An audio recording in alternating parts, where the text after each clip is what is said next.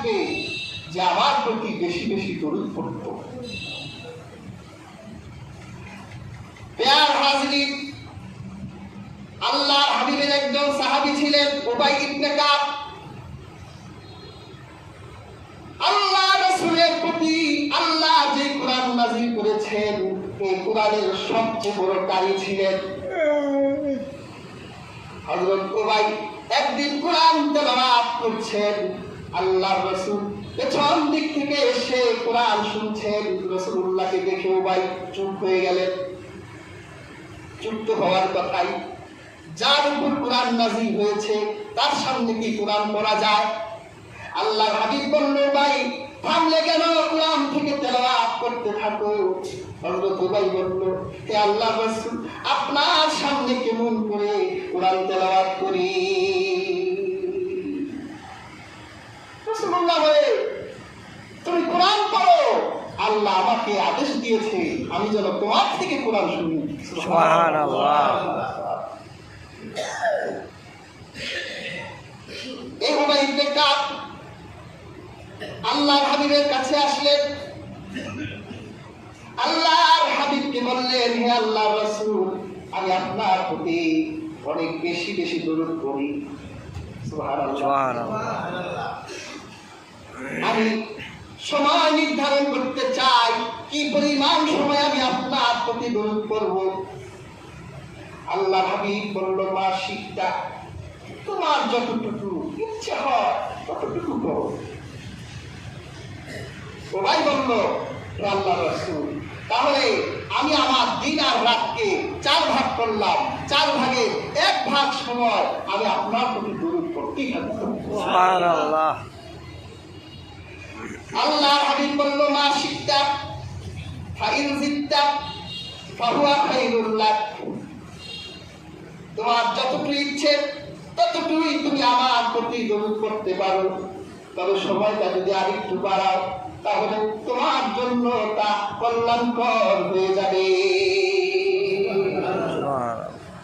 তুমি যদি আরেকটু বাড়াও, 4 ভাগের 1 ভাগ থেকে আরেকটু বাড়াও, তা তোমার জন্যই কল্যাণ হবে। সুবহানাল্লাহ। উবাই বলল, তাহলে আল্লাহ রাসূল, আমি আমার প্রত্যেক দিনের অর্ধেক দিন আমি আপনার প্রতি দরুদ পড়তেই থাকব। রাসূলুল্লাহ বলল, মা শিখতা ফাইন জিদতা ফাহুয়া খায়রুল লাক, ভালোই, তবে তুমি যদি আরেকটু বাড়াও তাও তোমার জন্য কল্যাণ হবে। সুবহানাল্লাহ। আল্লাহ রাসূল, তাহলে আমি 3 ভাগে 2 ভাগ সময় আমি আপনার প্রতি দরুদ পড়তেই থাকব। আল্লাহর হাবিব বলল, ভাই যদি আরেকটু বাড়াও তোমার জন্য তা কল্যাণের হবে। হযরত উবাই আর তার বুঝতে বাকি রইল না যে আল্লাহর হাবিব আমার গোটা দিনটাই গোটা রাতটাই তার প্রতি দরুদ শুনতে চায়। আল্লাহ রাসূলকে বললেন, হে আল্লাহর রাসূল, তাহলে আমি আমার গোটা সময়টা আপনার কদমে বরাদ্দ দিলাম। সুবহানাল্লাহ। এখন থেকে আমি আমার প্রত্যেকটা সময় হর হামেশা আপনার প্রতি দরুদ পড়তেই থাকবো। আল্লাহর হাবিব মুহাম্মদ সাল্লাল্লাহু আলাইহি ওয়াসাল্লাম বলেন, আল্লাহর রাসূল বলেন, যদি এই ব্যক্তি আমার প্রতি গোটা সময় দরুদে ব্যয় করে, এটা তার জন্য 2টা কল্যাণের হবে। এক হচ্ছে আমার আল্লাহ পাক তার জীবনের গুনাহগুলো মাফ করে দিবেন।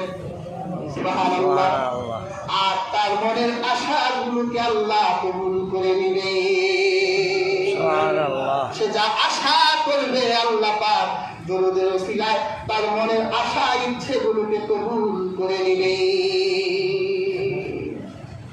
কি বলে আমাদের মনে আশা বাসা বাঁধে না? কত আশা বাসা বাঁধে, সব আশা নিরাশ হয়ে যায়। আপনি রাসূলুল্লাহ ওসিলায় রাসূলুল্লাহর প্রতি দরুদ করে আপনার আশা বাসনা আকাঙ্ক্ষা আল্লাহর সামনে তুলে ধরেন। আমার রব রাসূলের ওসিলায় আপনার সকল আশাই কবুল করবেন।